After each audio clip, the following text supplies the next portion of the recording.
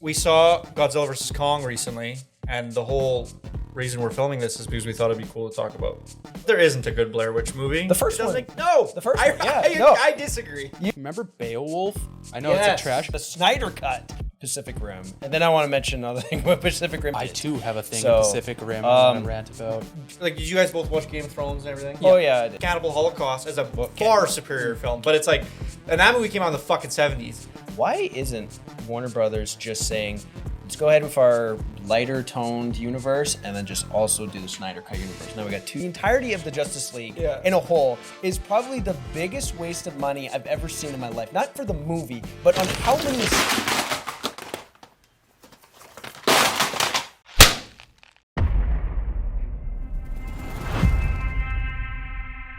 This is our only chance.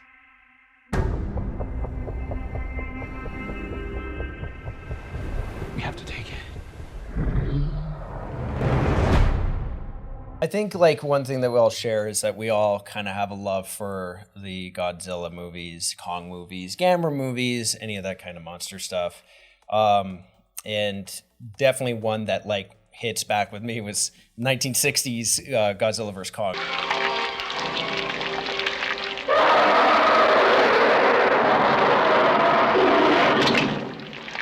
I think it was one of the first I saw. It was like on one of my birthdays or something like that. We were watching it and we're like, what the hell, this is amazing. You know, like, and then when they released the Godzilla in 2014 and they announced immediately after there was going to be two sequels and teased way back that this was actually going to be a thing, I was super excited. What I was not excited about was when you find out who's directing the damn movie. So Adam, the director of Kong vs. Godzilla is Adam Wingard. Now, if you were to say back in 2013 that Adam Wingard was directing it, I'd be very excited. He did a lot of horror films. So he had a horror background. He did a movie called A Horrible Way to Die, which wasn't bad. It's okay. It kind of falls into that like, indie horror kind of genre. So he did that. And then after he became like pretty successful with You're Next, that was a big one that he directed as well. Him and Simon Barrett kind of became like a writing duo. And then they went on to do a really, really good movie called The Guest. Excellent movie and it's highly recommended for me. So at that point, being like, oh, he's directing Kong vs. Godzilla, this is going to be great. You're given the small guy, the big movie, Gareth Edwards back 2000, the first one. He did Monsters and then got Godzilla, so you're like, this is going to be great. Even King of Monsters, that's the director of Trick or Treat and Krampus, you know, and those are excellent movies. And then it's like, oh, okay. But then he went on and made the shittiest piece of crap ever called Blair Witch. And that was... oh, that was a bad one. That was a piece of shit. The thing is, there isn't a good... I refuse. That's something that I'm staunch about. There isn't a good Blair Witch movie. The search of the 3 missing Montgomery College students continues in Frederick County tonight. 10 days and thousands of man-hours have been unable to produce any clues. We have like, I get it. I get at the time how it was scary. It was really fresh. It seemed really real.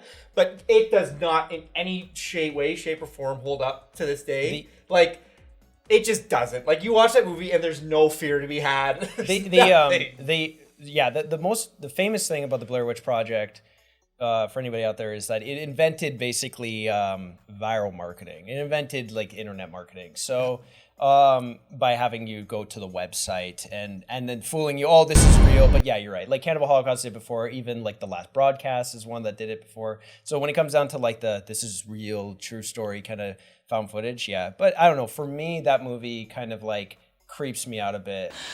Come on, Josh.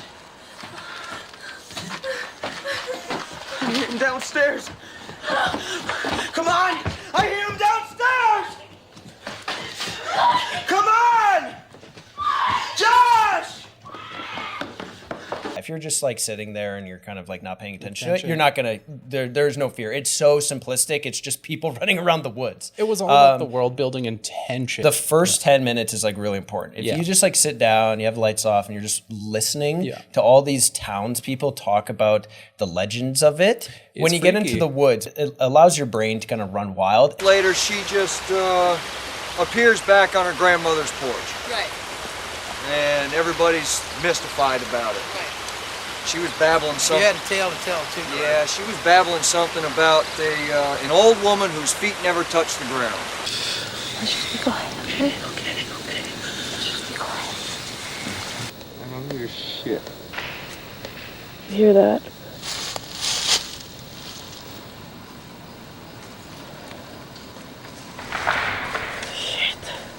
And what did he mean by that? Well, I guess nobody knew at first, but the police finally went up on the mountain and they searched his house and they found the bodies of 7 kids from the area.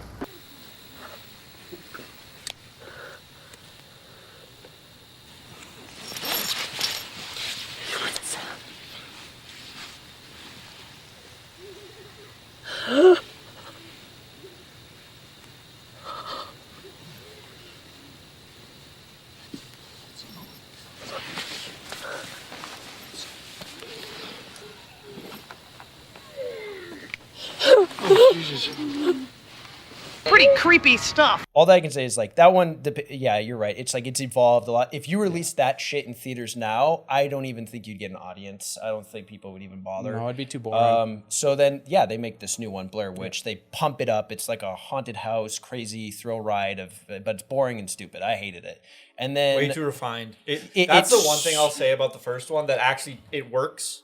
It actually feels like a found footage movie. Yes. It actually it seems like it's kids with cameras like that's really it does because do that well. Whereas the new one, it's like this is clearly a film crew doing this. Like this is clearly lit, and this is clearly like these are actors. Oh yeah, or like really professional. Because that's the other thing. The first one, their responses and the actors they got feel like just kids with cameras. But I'm doing good. I'm real excited about this. Thank you for the opportunity. I'm very glad. Well, thank you for getting the equipment together. We've got so much fucking battery power, we could fuel a small world country for a month. We got rice, we got monster fruit punch. Oatmeal raisins, baby. The ultimate camp food. You, how soft. Hey, you weasel. Marshmallow. Oh my god. Whereas the new one, it's like these are actors with scripts. Yes. You can tell that movie cost $10 million to make. Where the first one I think only cost a couple thousand to make, and I think that was just the budget of the camera that they got. And the film. You fake this? Yeah, we think. It's definitely historical. Like it's something that will be studied forever because you need, especially if you're into marketing, I would be shocked if that didn't come up. I remember that's the thing I will never forget because I think when did it come out? 99, 2000? I think it was a 99. I think how it went is they found the footage was from 94 and then they found it at 99. Well, no, the actual movie. When the actual movie. No, I know. No. I'm trying to remember what's on the back of the box here.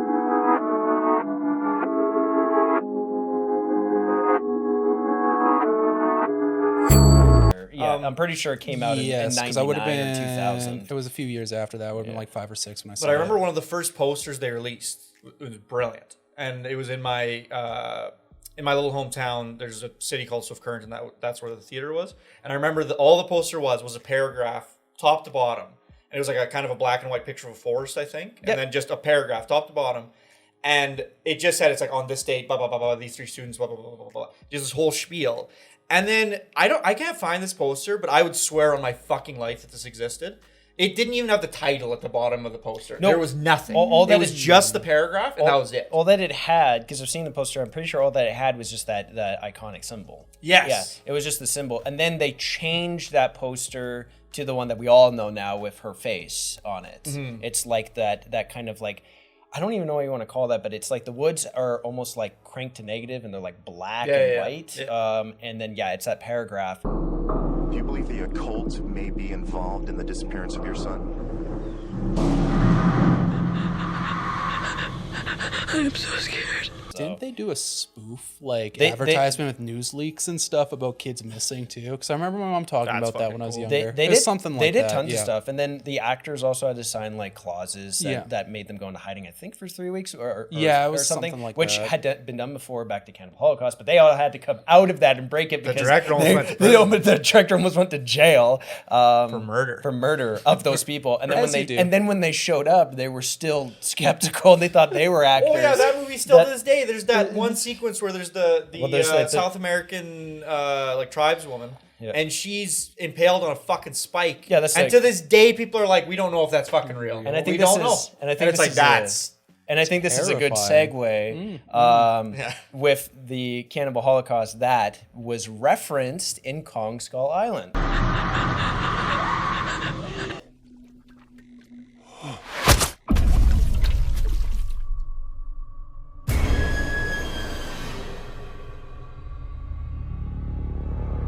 When this giant spider's walking through the forest and it impales him. So now that we're back on topic.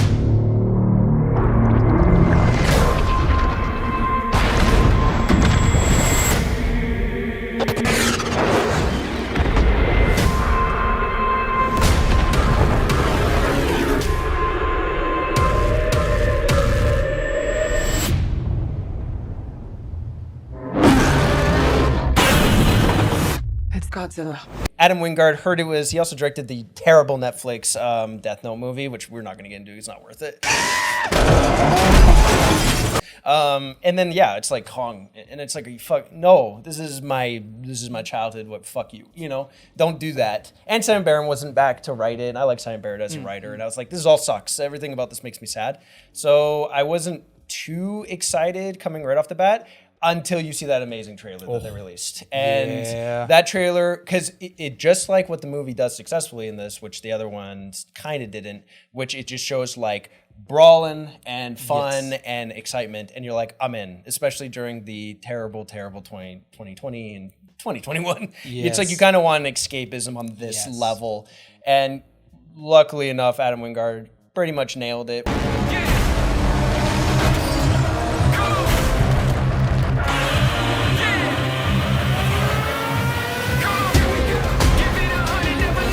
Really does feel like children just playing with toys. It does. It's just like CGI just going, this is what it is, and it's wonderful.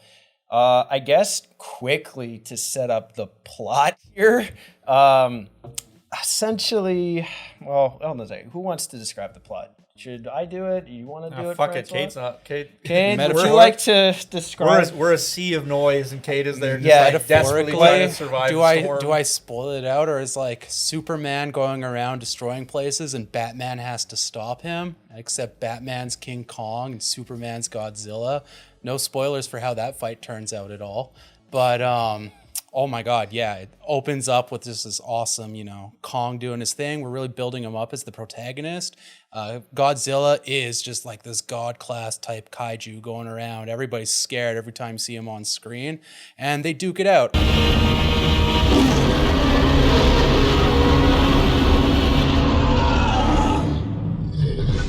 We don't care about the human plot. It's irrelevant. They finally got it right, and we just watched two giant monsters duke it out. That's like one thing I want to mention is when you get to, because it's an issue that a lot of filmmakers do with these big movies. And one person who did it perfectly was Guillermo del Toro with Pacific Rim. He was able to blend it fucking perfectly. When it comes to action films, there's a bit of a structure on, it's kind of like, you have an act one with some build up, and then you end that act with a fight. And then when you want to set up your movie, you usually start it with an action sequence to get everybody hooked and excited and stuff like that. So you go into those territories. Pacific Rim does it perfectly. And then you get to a movie like this, and it also does it kind of that way in a bit. So you set it up with Kong in his like dome. It's kind of like a twist, because last time we saw Kong was in the 70s, I think, and he was like on Skull Island, and now it's like a dome that's supposed to look like Skull Island, and then this death girl shows up and she's like, you want to play, I guess, with this little thing. It's in the trailer, and then it's like, and he throws a tree at the wall of the dome, and you're like, okay, Kong has been captured and he's no longer on Skull Island. Got it. And then it's like an immediate cut to just like a facility getting fucking destroyed by Godzilla. And then your movie basically takes off. You have this dude, I think he owns, he's the actor in like The Hateful Eight and a few other things. But he runs this like big, he's like an Elon Musk type guy. I think it's called iTech. Is that what it's called? Apex. Apex. Apex. Yeah, it's called Apex. Yeah, that's right. Apex Cybernetics. Yeah, he owns Apex Legends, and basically he comes up to Alexander Skarsgård with a beard and says, hey, I think you just came off the set of The Stand, but would you like to go into the Hollow Earth, which has been announced through the other movies. King of Monsters. Yeah, King of Monsters. Even Even Kong, it's mentioned like slightly. Oh yeah, Skullcrawlers. That's where they keep coming out of. Yeah, they've been mentioning this shit for years now. So it's like, okay, cinematic universe thing building up. We got to go to Hollow Earth.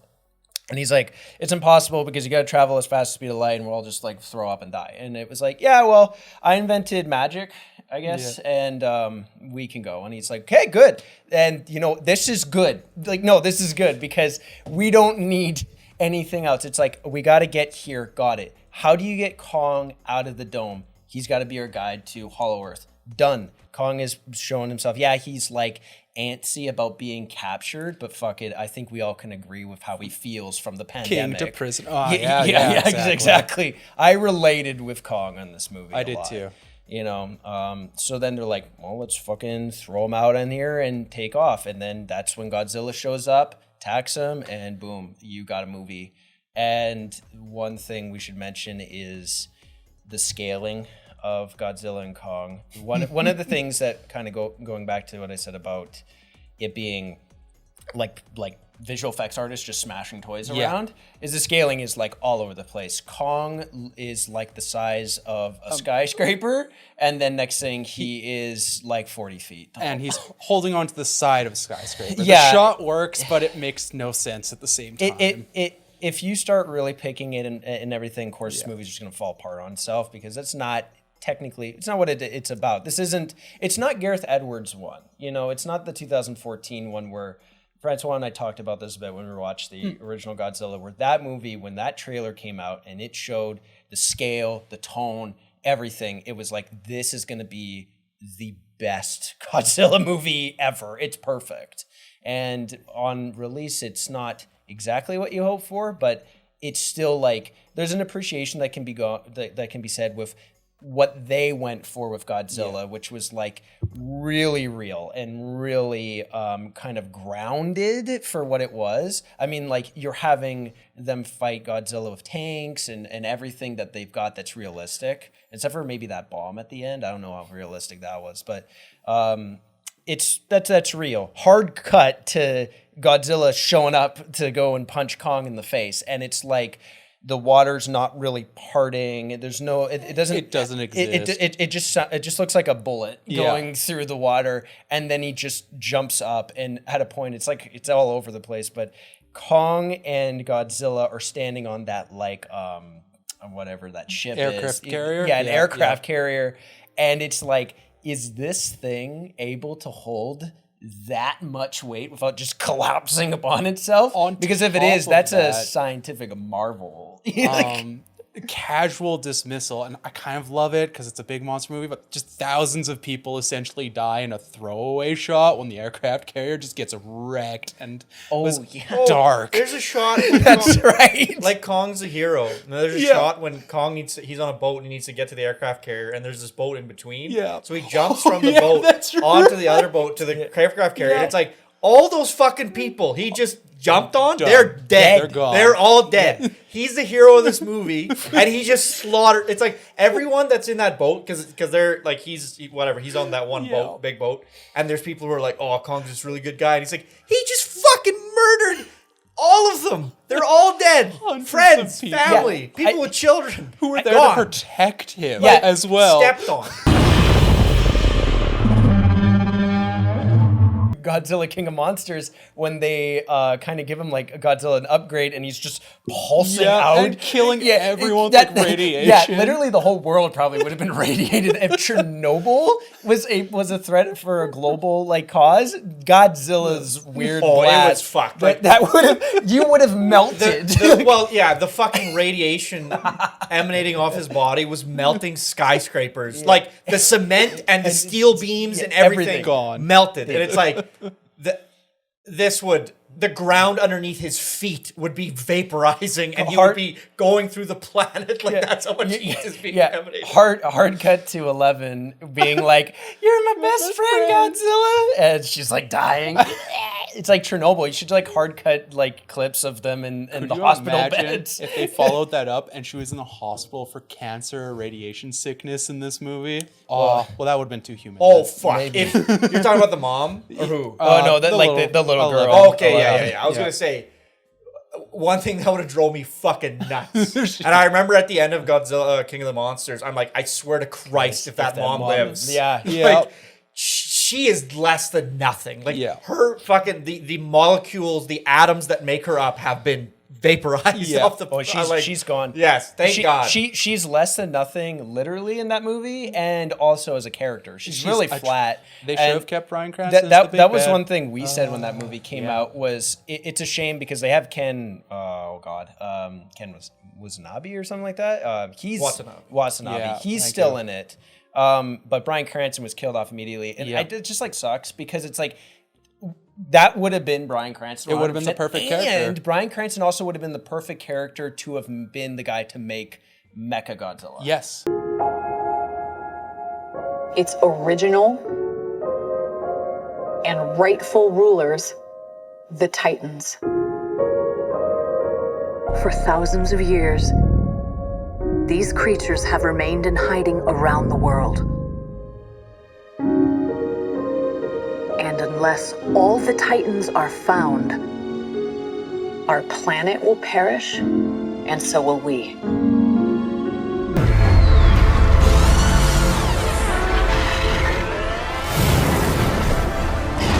I've said this many times, and I have this vision in my head for like the movie that I want to see, the perfect Godzilla movie, and it's really like.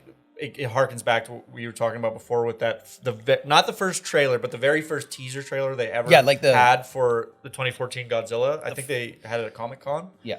The tone they hit with that trailer, I was like, I want to see this fucking movie so bad. And then it just made my head run wild. And then I had such a strong picture in my head as to what I thought the movie was going to be. And then it didn't end up being that. And so it's like, in my head, I'm like, I'm going to fucking, one day I'm going to sit down and just write this Godzilla movie I want to see. It's also good because it also shows that they haven't achieved like perfection yet with these things, so they can still keep making them. And I think there's an audience for it. Yeah, there is. Yeah. And if you want a movie that's going to make you cry when you look into the political messaging, Shin Godzilla, that's the one for you.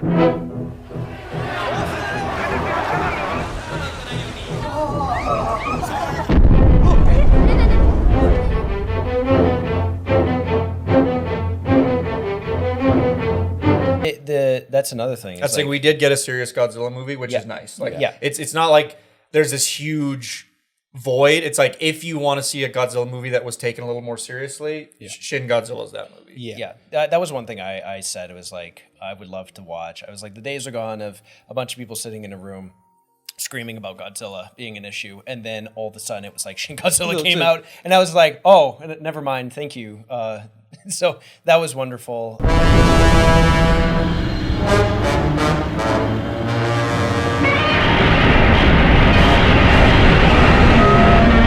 The biggest failing for me with the Godzilla 2014 movie and with King of the Monsters, and it drives me nuts about King of the Monsters because it's like, man, this movie could have been so much better if I could have fucking seen anything.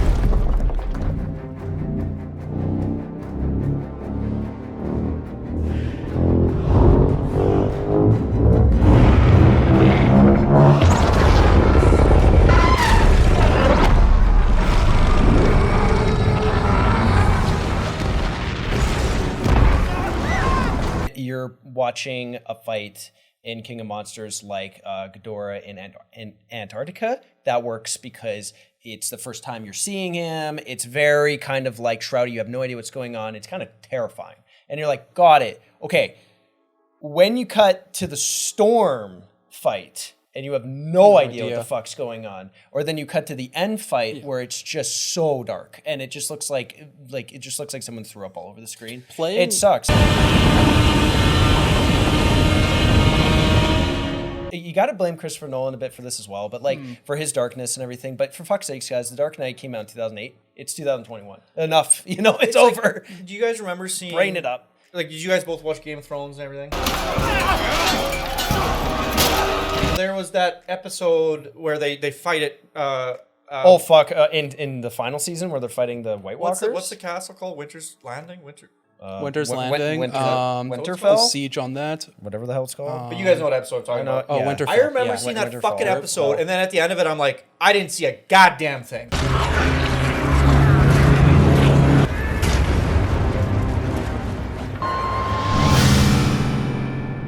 I didn't see a goddamn thing. It's so dark. And that's another thing where it's like, I get it. And I understand your idea, filmmaker, as it's nighttime, it's going to be difficult to see. I get it. But you're also making a fucking movie. Like, you know, and... Well, I texted some friends who would watch it, and they're like, what did you think? And I'm like, I'm gonna be honest, I didn't see anything. So there were pieces that were awesome, but it was so mired by so many action sequences where I couldn't tell what was happening. Reaction reminds me of a classic scene watching as a kid. You remember Beowulf?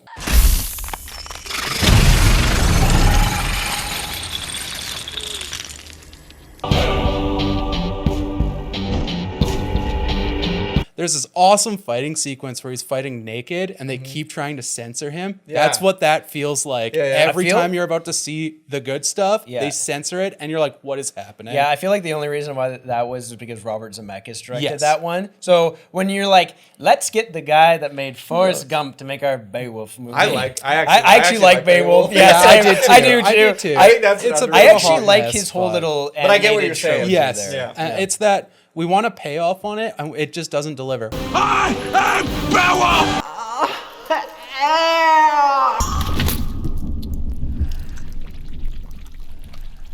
The good stuff. Whereas this movie, in my opinion, very much pays off on those big fights. The choreography is great. You can see the shots are well framed. You can see everything. There's like those occasional moments where there's and it's not a lot, but it's like it has those Lego movie moments where it's like there's so much sensory input that you're like, you feel sick. I'm getting lost. The hollow but it's very few and far in between. There's a moment in the final battle for sure where so you hire a director to direct like the live action and everything, and then kind of put his input on the what he wants for the fights and everything. But majority is it's going to visual effects house and they're creating all that shit. Yeah. You know, they're kind of creating the best shots, the best things they can do, all that fun jazz. We get it, we know it.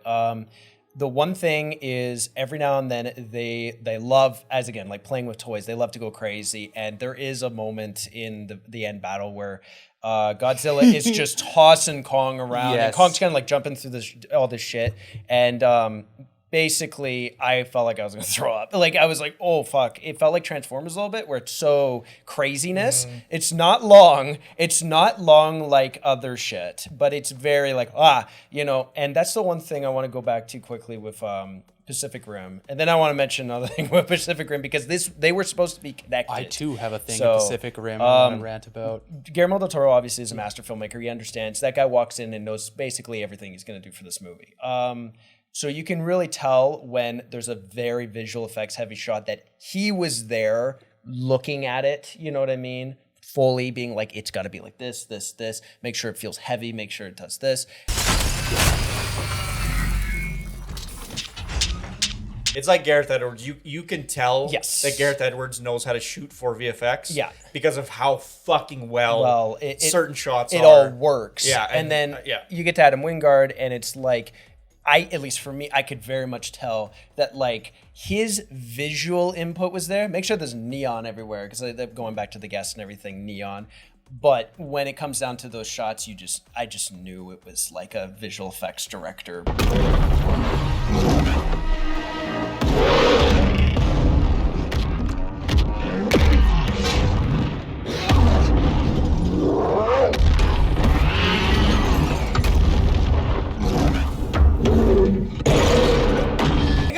him more credit than that. Because I think that King of the Monsters and Godzilla vs. Kong are incredibly similar movies in terms of the tone they struck. And they are. Neon. But I think where a director's vision comes in, and like I said, this is impossible to know unless they were to come out and like say how much people had to do with it. But it's like, so you have these two, and I wouldn't even say they're dissimilar directors in terms of their like the amount of their body of work and like kind of some of the subject matter they have. No, if anything, like the director Adam Wingard and the director of King of Monsters are very similar traits. Yeah, that's what I'd say. And like I said, the movies tonally are very similar. But it's like the one has a bit of restraint in terms of like, okay, it's too much like King of the Monsters needed a guy to say too much neon, too much smoke. Get too much. Too much. Like, turn that up a bit. We're at 100, like we need to bring it back to a 35% or something. Whereas this movie feels like it easily could have been King of the Monsters if you would have had that neon smoke. Well, 70% more, but they were like the neon was, to me, it was still a bit too much, but at least it was down to the point where it's like I was able to accept it as a stylistic choice and just like go with it. Whereas in King of the Monsters, I'm just like, it's too much.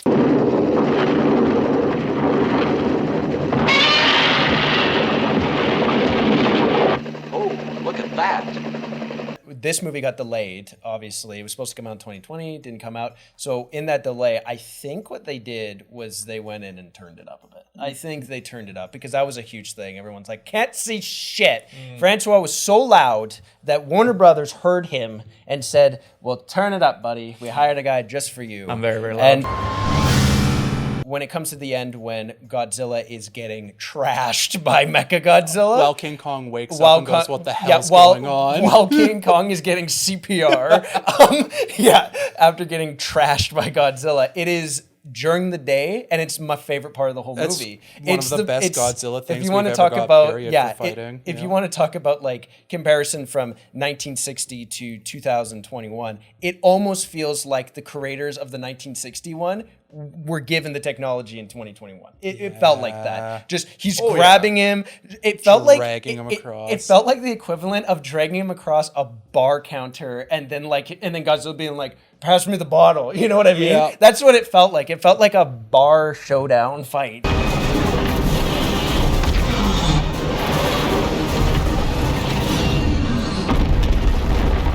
It was so much fun. It was great to watch. I've seen this movie twice now, and I watched it once at the theater, and I watched it once on TV. Yeah, it looked way fucking better on my TV. Yeah, and I think that's just by reticence. Like, I don't think those VIP theaters that we saw it in are really well calibrated for HDR. Okay. I don't think they are. Whereas the TV I watched on was an HDR screen. And there are fucking effect shots in that movie on my TV that I was like, this is incredible. Like, this is like, because I remember it's like they only started advertising this movie like a month or 2 months before it fucking came out. Yeah. It seemed like a movie they had no faith in. It was like, no, we're not going to advertise it. It was a studio dump is what it felt like. Yeah, that's what it felt like. And it's like, and then you see the first trailer and you're like, this looks fucking sick. Awesome. And then the movie is now commercial, like relatively because of the pandemic, but it's doing well commercially. It's shockingly not only commercially successful. It's a fresh review. Is it like it's more than 75%? It's like 79% or something like that. A good reason because for that. because they're right. One thing I saw is people going like, get ready for all the reviewers to come out and complain about how the characterization in Kong and versus Godzilla is like not there and stuff like that, right? So everyone's already aware that the big thing.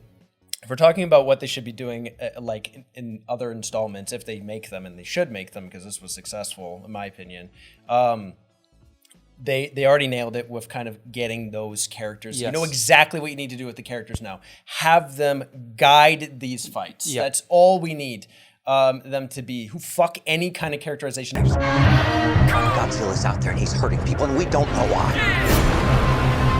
Something provoking him that we're not seeing here. I'm of the same opinion. The myths are real. Yeah. There was a war. And they're the last one standing. The little deaf girl was a great character. Yeah. And she was a great actress. And like what you sympathized with her, and she had a relationship with Kong. And I think this movie King of the Monsters didn't have a character like that. No. They had fucking Bryan Cranston, but they murdered him right away. Threw him away, the most interesting character in the entire series. Like Godzilla vs. Kong didn't, like, Samuel L. Jackson. Oh, no, John C. Reilly. He's a good, funny character. Oh, Samuel Jackson. And Samuel Jackson also, like, his revenge thing. Like, they at least, that was perfect. They had that Tinkered bit. with the ideas. But so, yeah, I think this movie, I'll say this. It had a good character. I liked the one character. It was a human being that I liked and that I actually wanted to see what was going to happen with her character. Harkening back to when we're talking about effects and stuff and all that jazz, my favorites was Mechagodzilla and Space Godzilla. As a kid, watching those on Space Time just blew my mind. Holy crap, Mechagodzilla's reveal. I actually screamed in the theater when I saw that.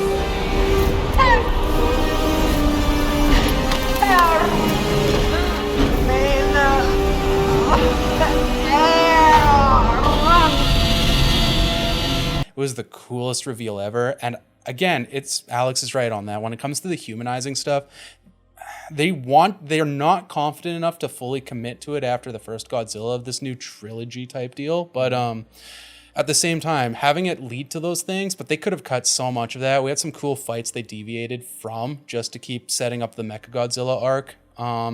That said, if you want a human element, Pacific Rim, we're talking about all of that and scaling.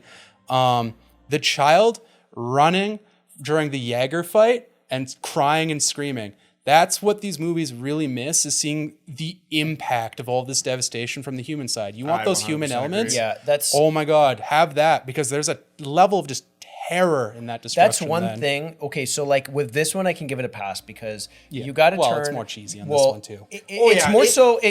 I think it's a very legitimate criticism. Yeah. It doesn't make the movie bad. No. It's just like, this movie could have been better if. Yes. Here's the thing. I would agree with you on any other Godzilla movie that comes out in the future. Yeah. The only reason why I disagree at this point of doing any of that is because, okay, Godzilla is our antagonist. So you can't have Kong running around doing terrible things and then people being crying. And if you show Godzilla doing that, you got to spend a whole movie rebuilding him. that hard. So just fuck it. You know what I mean? Screw it. Fuck. Madness. But yeah, if you're doing like whatever, let's just say there was like a Gamera. If Gamera showed up, okay? And let's just say he's evil too. And he shows up and you're first establishing Gamera as being a villain for Godzilla. Yes, absolutely. Show fucking devastation. I would have loved if there was a little bit of a moment where Mechagodzilla just trashes both of them immediately. So it's like Kong goes up to him, blown away. Godzilla just gets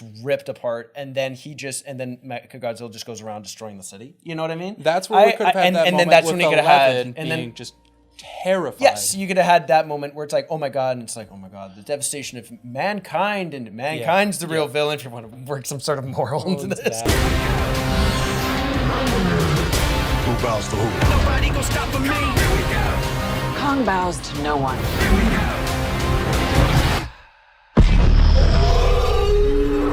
I guess we should go into Mechagodzilla a little bit here. So yeah, essentially what happens is 11 and the black cop from Child's Play end up going to Hong Kong and go into the facility, the Apex facility where they made Mechagodzilla. And the reason that they need to go into Hollow Earth is because they don't have enough energy to power him. So they have to go to Hollow Earth so Kong can get his axe.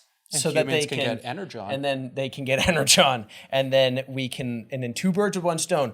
Mechagodzilla can be ready to go, and Kong has an axe to fight Godzilla with. We're great. That was actually kind of great. Like awesome. I loved it. It was just like the whole reason for them to go down there was so that he could get an axe. That whole sequence was better than the new Monster Hunter movie. I literally said, thanks for doing the Monster Hunter movie. Justice. That was like, I was completely like, that's totally fine with me. This is wonderful. Also, I love that little moment when Kong's fighting those flying things. Yeah, the Viper guys that was really awesome. That was really wonderful. That was almost as entertaining as like the first fight you get with Godzilla. It added a really nice, it was clean really monster fight. That was just like it was just nice little sprinkle of action.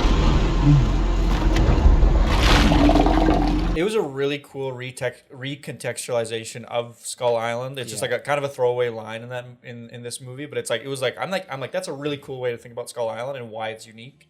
was when they said it's like this is where the Hollow An Earth extension of that. Yeah, it's this is just where an it's, extension. like throwing up into the real world, and I'm like, cool. I like that. That way, now it's not just like Skull Island is this abomination island. That It's makes like, or no it doesn't make any sense. sense. It's Yeah. like it makes sense. This is why it's this way. It's actually which is cool. amazing how important Skull Island is so important for this whole series to work. Yeah. Because the first one is almost a write-off at this point. Like Oh, you can't yeah. even compare it. Totally different movie. Tonally, it doesn't fit with the other three. I don't at even know all. if I could say it belongs in this universe anymore.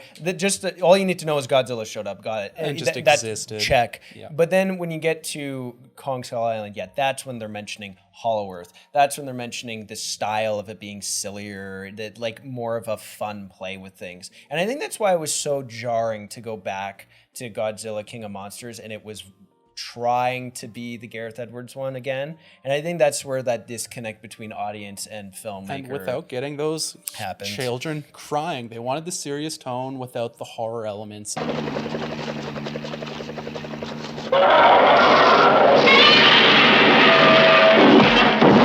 Also, another thing with King of Monsters that I wanted to mention was it feels way too soon for that movie.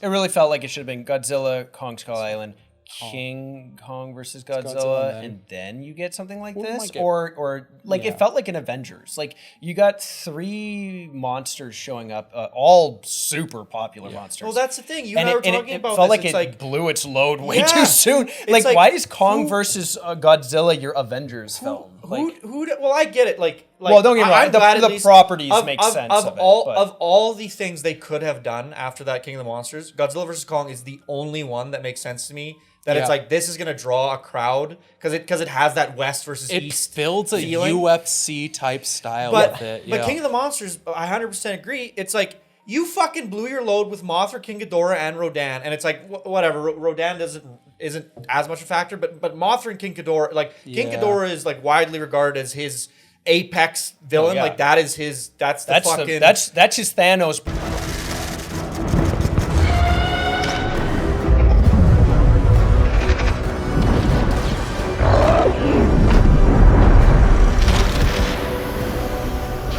Who do you use now? Who the fuck is going to be the monster that they bring up? I've got it. Gamera is the only one. 2 seconds of that astronaut figure, we're getting Space Godzilla. It's impossible. Pacific Rim.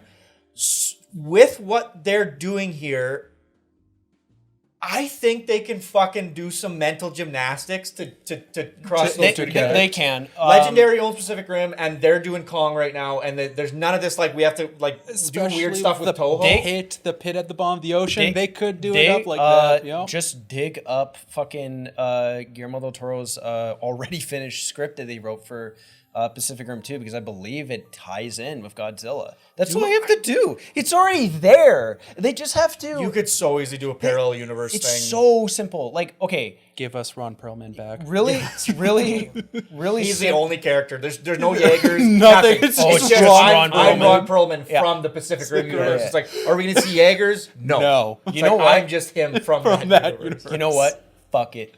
Down. Genius. I still have hope for this universe crossing over the Pacific Rim. I still have an inkling of hope. I have hope too, because it's kind of the best way to go. Like, okay, so you have to me, that gets people excited again. Exactly. Like these are crowd pleasers, and right now, what is everyone trying to do? Well, they're trying to get shit back in theaters, except for Warner Brothers. They're trying to get everybody on the streaming. Like Dune is an IMAX movie. That's a theater. Fuck anybody. And that's another Warner Brothers movie, and that's another franchise that is in peril. I was gonna say, this is going to be the kickoff to a new science fiction franchise. Jason Momoa, you better step your game up on this one, because you are an essential part of this piece. They're sitting. Warner Brothers is sitting on so much gold. Yes, they are. You've got the DC crap. Why? Okay, maybe you can answer this for me if we're gonna stray here for a second. Why isn't Warner Brothers just saying, let's go ahead with our lighter toned universe and then just also do the Snyder Cut universe. Now we got 2 universes going. You can say, because they might. Yeah, I'm gonna say this. There is no. Why wouldn't they? There is zero indication right now as to what Warner Brothers actually wants to do and what they don't want to do. All we know, there's these movies that are on the slate right now. Yeah. They haven't said anything about like whatever. I seriously doubt that the Snyderverse will continue. I really doubt that. Yeah. Not to say I really want it to continue. I'm one of the apologists that it's like I really want to see that shit come to fruition. I don't think it will. But I will say this. I think Warner Brothers, from what you just said, I think they are sort of being like, we're not going to get ourselves tied down again like we did and get ourselves into trouble. No. We're going to make what movies we think are going to be good. We're going to make a Robert Pattinson Batman. We're going to fucking do an Aquaman 2. They did the Wonder Woman 2. Well, they canceled those 2 other spin-off which were fucking weird. Yeah. Especially those were risks already. The one I'm like, at least this kind of makes sense. Like doing a New Gods movie, it's like at least that's like a property. But it's like The Trench.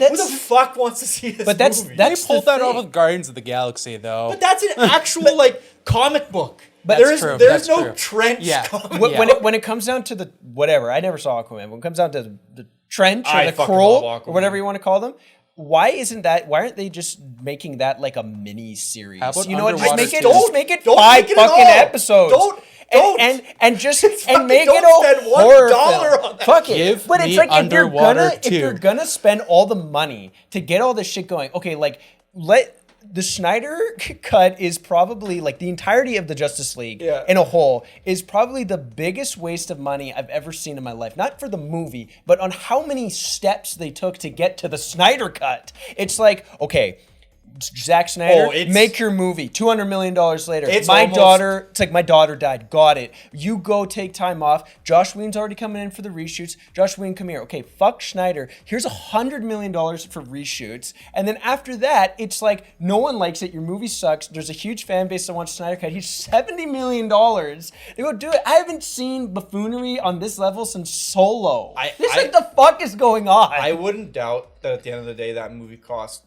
$500 million. Oh, easily. And that's not even including marketing, where you can just double that shit up. That movie probably cost $1 billion. But at least people got fired for it. It was critically well received. Yeah, that's and why. Right now, it's like financially, it's like, is it doing well? But you know what? It's doing better than I think anybody would have thought.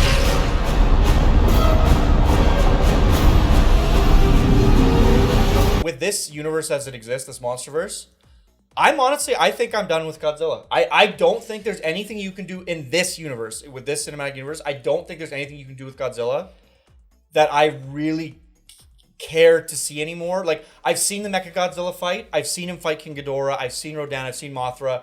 I'm not really that interested in this universe's interpretation of Destroya or Space Godzilla. I don't mind seeing that shit.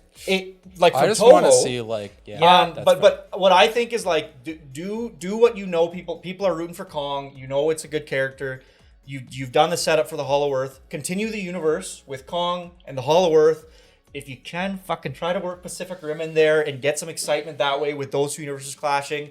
And then I think as far as the Godzilla property is concerned, I want to see more. Obviously, I want to see more Toho Godzilla movies, and I wouldn't mind seeing that movie that I have in my head. I want to see a different. I've seen America's cheesy Godzilla. I've seen it now. It's fine. You got me. And you did one good one. You did Godzilla vs. Kong. So you even did it well. I don't think King of the Monsters was particularly good, but you did one that was quite good. I don't need it anymore. There's nothing I have yet to see. I want, like, for me personally, I just want to see Godzilla vs. Gamera. But yeah, at the same time, I think Toho needs to do it. I was going to say, I was just like, if Toho took on that task, I would be totally fine with it.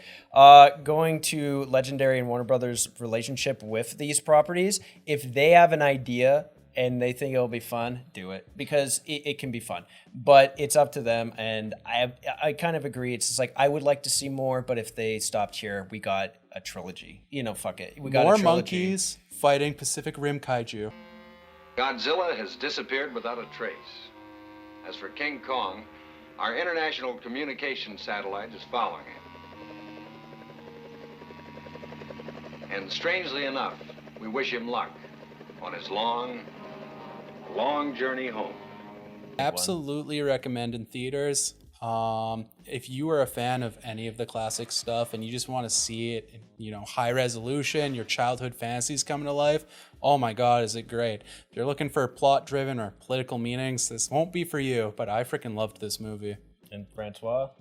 Yeah, so I think I'm thinking about it in two different ways. So there's like, how does it rank against like cinema, like all of cinema? As a film. And so in that sense, I'd probably give it like a 4. 6.5 out of 10. Yeah. But no, for me, I think it's a good movie. Like, I think in the fundamentals, it's like I think it's above 50%. So like maybe 6 out of 10 is probably a safer number. So it's a 6 out of 10.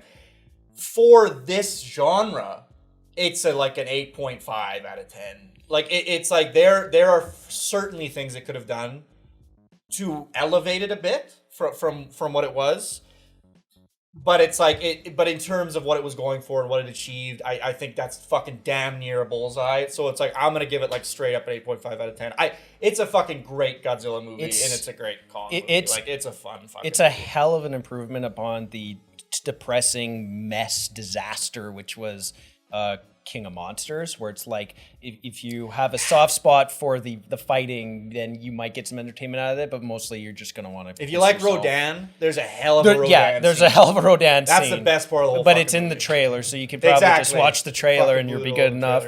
But yeah, when it comes to Kong versus Godzilla, I'd definitely recommend in theater. This thing is all about entertainment purposes, and you get the entertainment out of it. If you're gonna go down with you hearkening to film, the moment you try to analyze this bad boy, it falls apart on its face. So yeah, I mean, if I'm going on a film level, I would say it's almost a 4. This is up there with Greenskeeper, where it's like, Blood? What do you mean? Yeah. What do you mean, Blood? It's called Godzilla. Fuck off. You know, so yeah.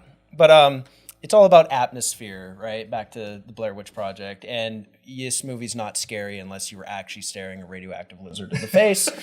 Yeah, so I don't know, like in the end, from everything we talked about, so Francois, would you recommend the Blair Witch Project? They have a sense of scale, they have a sense of weight, and they feel very realistic. I'd recommend it. I'd recommend use it. Of that scale and to make use of that.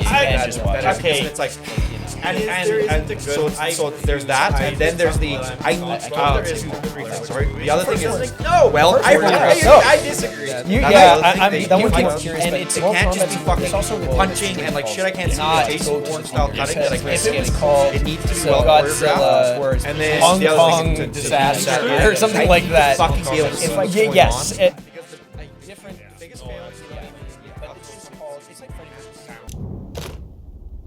We're leaving.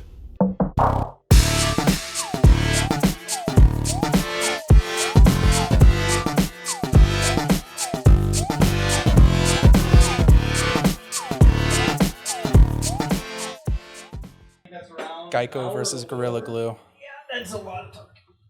I can't feel my spine.